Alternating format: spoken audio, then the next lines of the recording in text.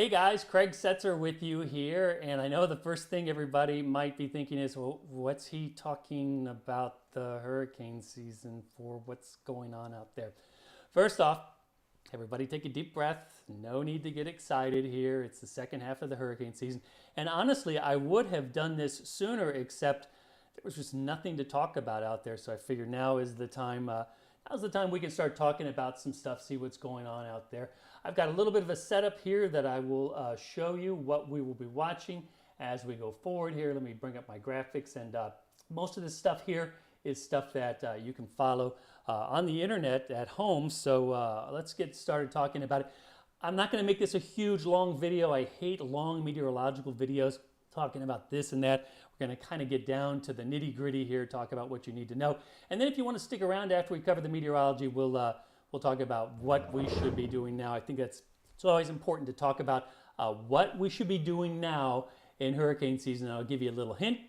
What we should be doing now is we should have our hurricane plan and our hurricane kit together. Just like it's June 1st, it's now September 12th. And so that's something we're going to be talking about, though, but that's what we should be doing now, okay? Have our hurricane kit together. First off, a real quick look here, and unfortunately my loop has stopped here. Let me see if I can get it going here. This is a look at the Atlantic Basin here, and what you can see is, let's see if it'll play here. No, it's not going to play. There we go. So it's kind of the end of the loop there, because what's happened is the sun has set on that part of the Atlantic. But let me show you the feature that we're talking about here, just so we're all on the same page. It's this area here. It's a rather large disturbance there. And when we say disturbance, it's not a tropical depression or anything like that. It's just a feature that's in the tropics that doesn't have a front with it or anything like that. It's a tropical disturbance. Now, one of the things is that when I say large, a lot of times people say large. Oh, large must mean bad. Typically in the tropics, when we talk about a large feature, it's usually going to develop slowly or weaken slowly or change slowly, things like that. It's not going to be something that changes overnight or is necessarily very, very strong. So large typically means it's just big in size, and things that are big in size in the tropics tend to strengthen, organize, weaken, all those things slowly. So let's give you a little better view of what we've been talking about much of the season here. And this is a good loop that's looping because it does show some motion here. So here's our feature down here. It's right there. It's our large tropical disturbance.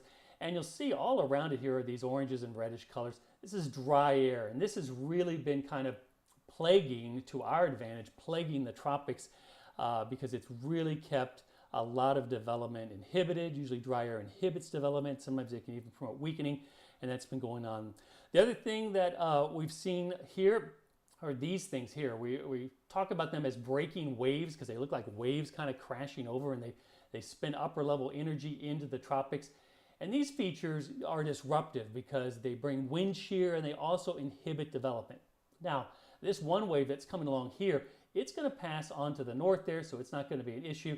And you say, well, yeah, but there's a lot of dry air out there, right? So with a lot of dry air out there, there's still that. Now, dry air is an important factor when it gets into a system, but if it doesn't get into a large tropical disturbance, then it doesn't really have that much of a disrupting ability to it. And the thing also about a large tropical disturbance is it kind of protects itself in a way. It kind of acts almost like it's got a bit of there's some research that's been done called pouch theory, where this disturbance is existing in a pouch of moisture, kind of protecting itself. So what we would look for in the coming days is there going to be anything that kind of consolidates towards the middle there. If that happens, that'll be a sign that it's getting its act together and there may be a little bit of development going on. But let's look briefly. I know briefly here, I'm already too long in my video. This is the a satellite tool here from Wisconsin, University of Wisconsin, and it shows that we've got some rotation there, broad rotation, large area of rotation, nothing to write home about, but something that's fairly typical also with a tropical disturbance. And then as well, we've got upper level winds, which in this case are not really shearing. Remember, shear is when winds are going in different directions.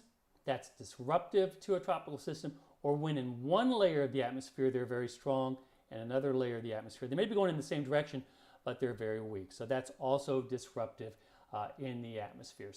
So we don't have a lot of shear because the winds in the upper part of the atmosphere, they're blowing away from the dry air.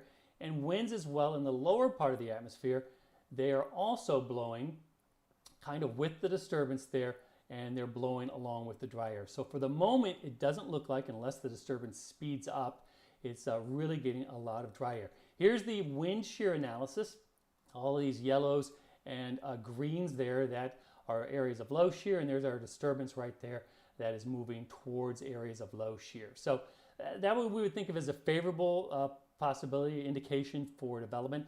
And then this is the thing that made me say, I think we'll do a video, because one of the things we've seen throughout the season is that when the GFS, the US model, and the European don't develop a system together, both of them are not in agreement, systems don't develop in the tropics this year. That's been the case. It's been a pretty good signal, so we've relied on that pretty heavily.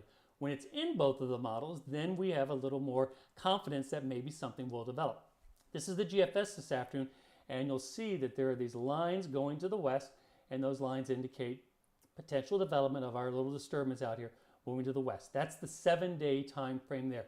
So that's the GFS. And then the other model we're looking at here is the European. Now this is from overnight. I don't have the latest European ensemble here. It'll be coming in this afternoon, but it also has this disturbance moving to the west here into the northern Antilles. So certainly something we're going to be watching in the coming days. Not something to get excited about. This is 7 days away in the time frame here, but something we're going to be watching as we go through time here, and something we're probably going to be talking about. Now, one of the things we're also going to be talking about is a hurricane plan. What does that mean for you? And a hurricane kit, what does that mean for you as well? It's pretty universal here in South Florida when we talk about a hurricane plan. The main thing in your plan, the first thing in your plan, the main thing in your plan is to know, do you live in an evacuation zone? Because your plan is going to be different than other people's plans. Other people's plans might involve staying in place. If you have special needs, then your plan might involve also leaving the area in a hurricane situation. We are not talking about a hurricane situation. We're talking about what we talk about every year when we talk about the tropics. So I'll be answering, if you want to add into the comment section, questions and stuff like that. I know a common question is number one, is it coming here? And number two, when's it going to hit? Don't even ask that question because that is not even in the realm of what we're talking about today. I'll be posting another video tomorrow afternoon, probably around 4:30 as well, so hope you'll tune in then. In the meantime, Setzer says, stay prepared.